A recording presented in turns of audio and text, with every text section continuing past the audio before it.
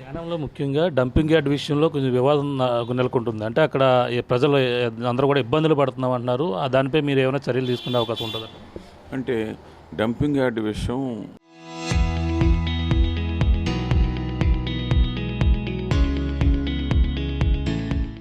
ముందు కనకాలపేట, యూకే నగరు, భీమనగర్ ప్రజలు ఇబ్బంది పడ్డారు. అది అనేకమైన సంవత్సరాల నుంచి ఉంది. ఎన్జిటి కోర్టు దానికి అక్కడి నుంచి మార్చమని కూడా చెప్పడం జరిగింది. అది వాటర్ బాడీలో ఉందన్న విషయం ప్రభుత్వానికి తెలియలేదు, మాకు తెలియలేదు. నడుస్తుంది, ఏదో ఒక రోజు మార్పు చేద్దామని చెప్పేసి చాలా ప్రయత్నం చేసాం. ఆ ప్రయత్నం చేసే ప్లేసుల్లో కూడా అప్పుడు అది వాటర్ బాడీలో ఉన్నదని చెప్పేసి కిరణ్ గారు దాన్ని ఒప్పుకోకపోవడం, ఇసుకాల దగ్గర గవర్నమెంట్ భూమిలో ఒప్పుకోలేదు.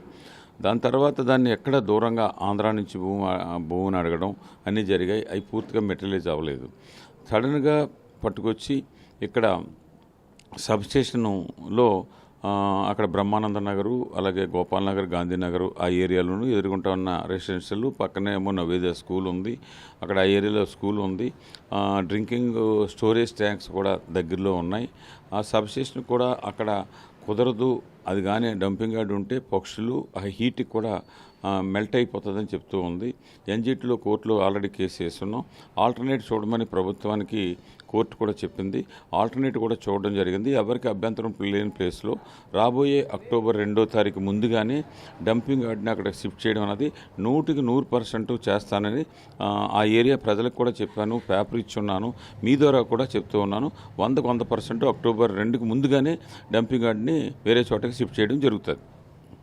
కేంద్ర పాలిత ప్రాంతం చాలా భూభాగం చాలా చిన్నది. ఇళ్ల స్థలాల సమస్యని ఎలా సాల్వ్ చేయగలరు మీరు? అంటే యానంలో గవర్నమెంట్ స్థలాలు ఉన్నది ఒక గిరంపేటలో తప్ప మిగతా చోట గవర్నమెంట్ స్థలాలు ఎక్కడా కూడా లేవు. తీసుకున్నవి కొంచెం కొంచెం ఉన్నాయి. లీగల్ ప్రాబ్లమ్స్ అన్నీ కూడా సాల్వ్ అయ్యాయి. అవి తర్వాత త్వరలోనే వదిస్తాం. ఇప్పుడు నేను ప్రజలకి 100 ఎకరాల నుంచి 150 ఎకరాలు తీసుకుని 4200 సైట్ల నుంచి 6300 వరకు ఇస్తానని చెప్పున్నాను. ఈ 10 రోజులు చెప్పున్నాను. దానికి నేను 1 ఇయర్ ముందు నుంచే ముఖ్యమంత్రి గారు రంగస్వామి గారితో నాకు 3 ప్లేసుల్లో కనకాలపేటలో కొంత ల్యాండ్ని, మెట్టగూరులో కొంత ల్యాండ్ని, దర్యాలతిప్పలో కొంచెం ఎక్కువ ల్యాండ్ని తీసుకునే విధంగా టీఎస్ నెంబర్స్తో సుద్దాగా స్కెచ్ తయారు చేసుకుని 60 మీటర్లు స్థలం ఇచ్చేలాగా 9 మీటర్లు రోడ్డు ఎత్తే 1 ఎకరానికి 42 సైట్లు వస్తున్నాయి. ఆ 100 ఎకరాలు అంటే 44,200, 150 ఎకరాలు అంటే 6,300. దీంట్లో ఇంత రేటు కూడా ఏ రైతు కూడా కోర్టుకి వెళ్లకుండా దాన్ని కన్సెంట్ ఇచ్చేలాగా చేస్తే చాలా స్పీడ్గా 8-9 నెలల్లోనే ప్రాసెస్ కంప్లీట్ అవుతుంది. దానికి నిధులు పుదుచ్చేరి ప్రభుత్వం బడ్జెట్ నుంచే ఇవ్వాలి. దానికోసమనే సీఎం గారితో అనేకమైన పర్యాలు నేను మాట్లాడడం జరిగింది. వారు ఉద్దేశం, నా ఉద్దేశం ఏమో వారి కోసమని నేను అనుకున్నాను. నువ్వే నిలబడాలి అనుకున్నప్పుడు మొన్న రీసెంట్గా కూడా నువ్వు క్యాండిడేట్గా అనౌన్స్ చేసావు.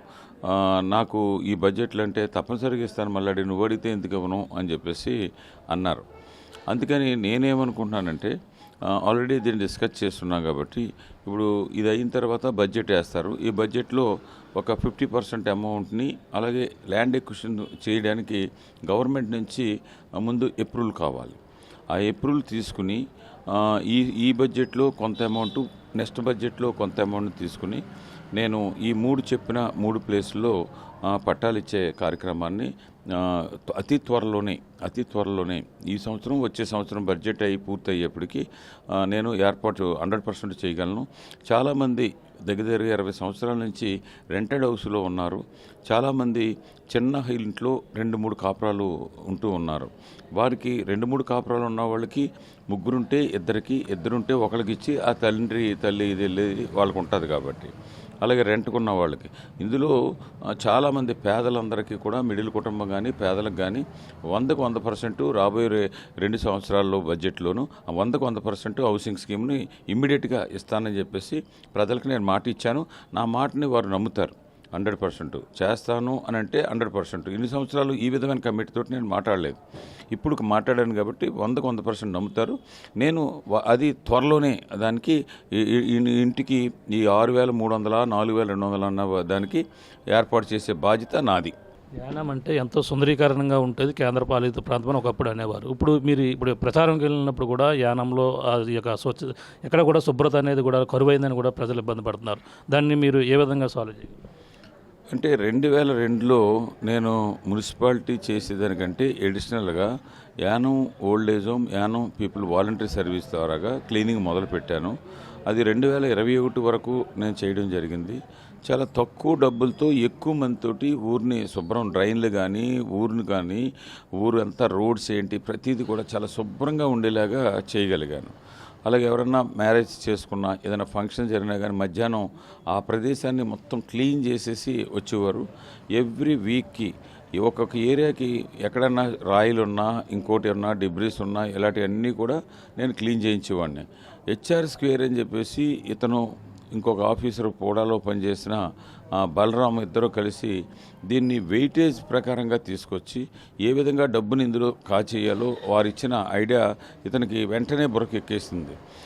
ఎక్కి ఈ 4.5 సంవత్సరాల్లో 13 లక్షల రూపాయలు ఓల్డేజ్ హోమ్ నెలకు చేస్తే 45 నుంచి 46 లక్షల రూపాయలు తీసుకుని ఇందులో మేము క్లీన్ చేసే స్టాఫ్లో సగం, ట్రాన్స్పోర్ట్ వెహికల్లో సగం, అది మిగతా కాంపోనెంట్ కూడా చేయకుండా చేశారు. అందుకని ప్రజలు ముక్కు మూసుకుని వెళ్ళవలసిన పరిస్థితి వచ్చింది. డ్రైన్స్ టోటల్గా వదిలేశారు. దీని మీద ముఖ్యంగా మహిళలు నా దృష్టికి అనేకమైన సందర్భాల్లో తీసుకొచ్చినప్పుడు నేను అప్పుడప్పుడు 3 నెలలకు ఒకసారి 4 నెలలకు ఒకసారి క్లీనింగ్, బ్లీచింగ్ కొట్టడం, డ్రైన్స్ మొత్తం ఒక 500 మంది పెట్టి లాస్ట్ ఇయర్ 2 సార్లు నేను చేశాను. ట్రాక్టర్లో ఒక 100 ట్రాక్టర్లు పెట్టి ద ఎంటైర్ యానాన్ని క్లీన్ చేయడానికి నేను నా స్నేహితుల దగ్గర నుంచి లక్షలాది రూపాయలు ఖర్చు పెట్టి చేశాం. రాబోయే అక్టోబర్ 2వ తారీఖు కల్లా ఈ హెచ్ఆర్ స్క్వేర్ బినామీ కంపెనీని ఏ విధంగా అయితే వీళ్ళు ఇందులో తప్పులు చేశారు, ఆ తప్పుల్లో ఏ విధంగా అయితే గవర్నమెంట్ నుంచి ఎక్సెస్ బిల్లు తీసుకున్నారో, ఎవరు ప్రోద్బలంతో ఆఫీసర్లు కానీ చేశారో దీని మీద ఎంక్వైరీ వేసి ఆ డబ్బుని తిరిగి రీపేమెంట్ చేసేలాగా ఆ కంపెనీ ద్వారాగా చేయాలి. ఆ కంపెనీని హెచ్ఆర్ స్క్వేర్ని బ్లాక్ లిస్ట్లో పెట్టాలి. నేను ఈ కంపెనీ మళ్ళా టెండర్ కాల్ చేసి ఇందులో ప్రాఫిట్ కానీ ఏమీ లేకుండా ఉండేలాగా ముందు ఏ విధంగా అయితే క్లీనింగ్ ఉండేదో అదే విధంగా అక్టోబర్ 2 కల్లా అన్ని లీగల్గా ప్రాబ్లమ్స్ ఉన్నా కూడా దాన్ని క్లీన్ చేసి ఊరిని శుభ్రం చేసే కార్యక్రమాన్ని అక్టోబర్ 2వ తారీఖుకి ముందు ఎలాగైందో ఆ విధంగా చేస్తానని ప్రజలకు నేను మాటిస్తూ ఉన్నాను.